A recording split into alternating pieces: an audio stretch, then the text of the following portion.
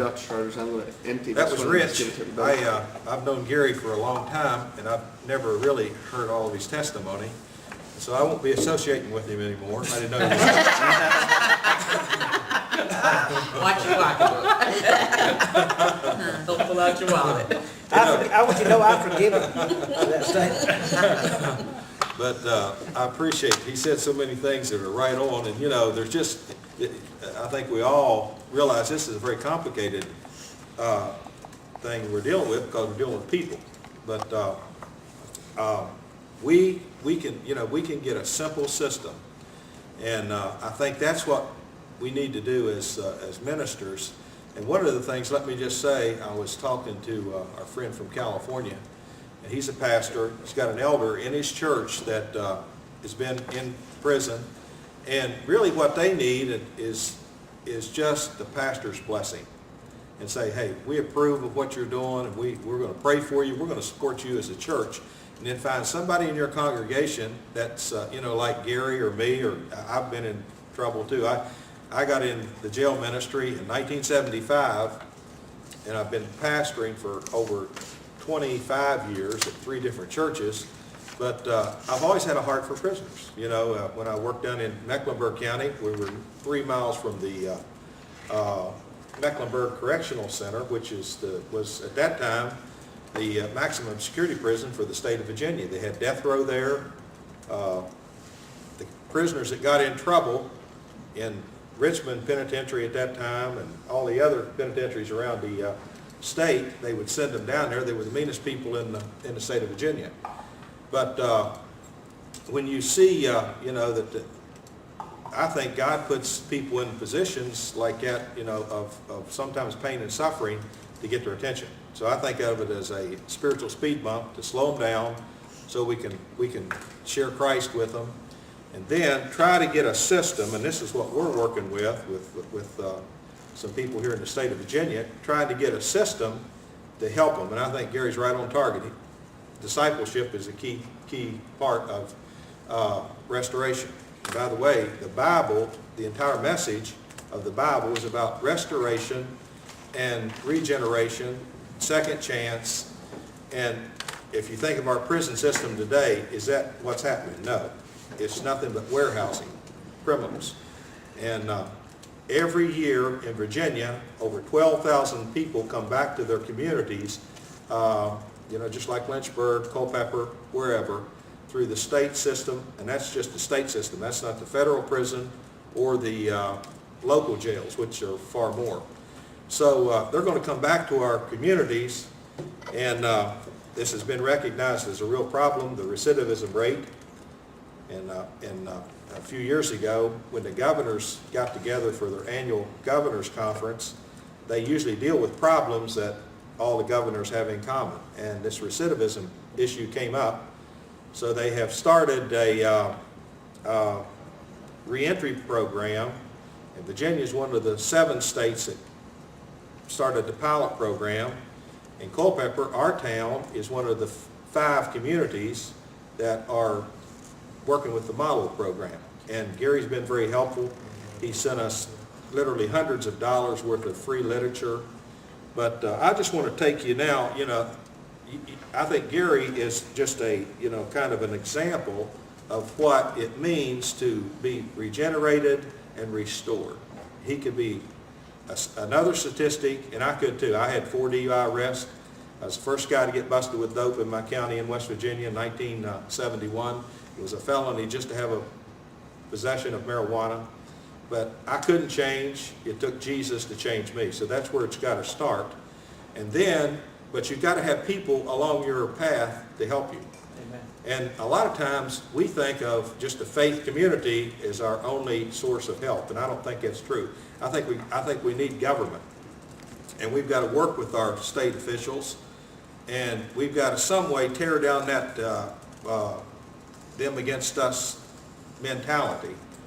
And so what we're doing, and this is, I can just tell you what we're doing in Culpeper. We're working with the Human Services Department, our local county jail. We meet the guys and gals as they come into local county jail. We just had a conference last week, the 13th of May, 2 weeks ago. Gary was there as one of our key speakers, where we had everybody, all of these networking collaboration efforts in our community together. We had the jailer from the county jail, the prosecuting attorney that prosecuted the criminals, the counselors from the Coffeewood Correctional Center. We had the probation and parole personnel there, all the way through the system. And so we're trying to build a system. And then we had some of the inmates that we're working with that have gotten out in the last 17 months. We've had 14 come back to Culpeper, and we've only lost 2 that's going back into prison. And so there's a way to do it, and it's a simple system that we've got to build, but it's going to take, you know, Hillary wasn't right about raising a child, but she may be right about rehabilitating a criminal. It takes a whole community, you know what I mean? I think parents have got to raise children, but I think, you know, the community sometimes has to restore the criminal. But the idea, again, is getting a simple system that can be duplicated. Now, the key to this, I think, is mentors, is people that have gone maybe to prison, like Gary. I look at him as a mentor now. You know, I'm a mentor to these men and women that are coming out. We want to take the inmates, that we call mentees, we want to take them and train them so that they can be mentors. When they get out, it's unbelievable. And I'm just going to give you a classic example of one of the inmates that we worked with. He was the first guy that we started working with. His name is Roger Renshaw. And Roger got out of jail with $25 in his pocket, and he still had his prison uniform on. And so, and as Gary said, society expects him to go out and make it. All he had was his little identification badge that they give you when you're in prison, which, you know, he didn't have his birth certificate, driver's license, or anything. No place to stay, no clothes or anything. So I picked him up at the prison that morning. He was very bitter. He'd been in jail for over 5 years, the second time he'd been in the penitentiary. And I said, Roger, what's the first thing you want to do? And I'd met him in jail, and we start working with them in jail before they get out, so that we build that relationship with them. And I said, what's the first thing you want to do? What do you think he wanted to do? Go get a cup of coffee at 7-Eleven. So that's what we did. Then he had to go by the probation and parole. I took him there, and he didn't have any place to stay. Called a sheltering arms ministry in another county, and they said, yes, we can take him. They won't take anybody if they're a sex offender or a violent person. So there again, you got to check all of this. You know, you got to plug them in. There's a lot of sex offenders coming out now. But so I took him to the probation. They said, have him over here at 1 o'clock. Well, I called the lady I work with at the Human Services Department in our area, and we were having our Christmas dinner that day. She said, well, you and Roger come by and eat with us. And then I was going to take him by the thrift store. We've got it set up with our thrift store in our community, where they will give any inmate 2 suits of clothes, belts, I mean everything. You know, it's not new, but it's you know, it's nice to get. So we went by and got him 2 outfits, took him over to his sheltering arms. He stayed there for about 2 months. Now, that's 20 miles out of Culpeper, so we had to take him for job interviews, had to take him to get his birth certificate.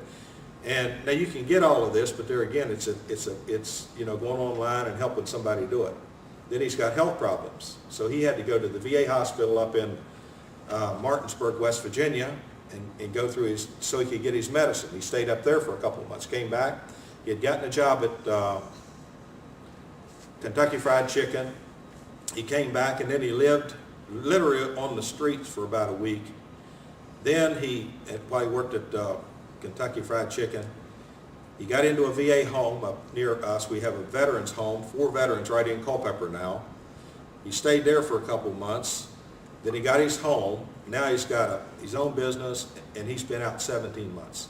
So that's, you know, now he is a mentor helping other people.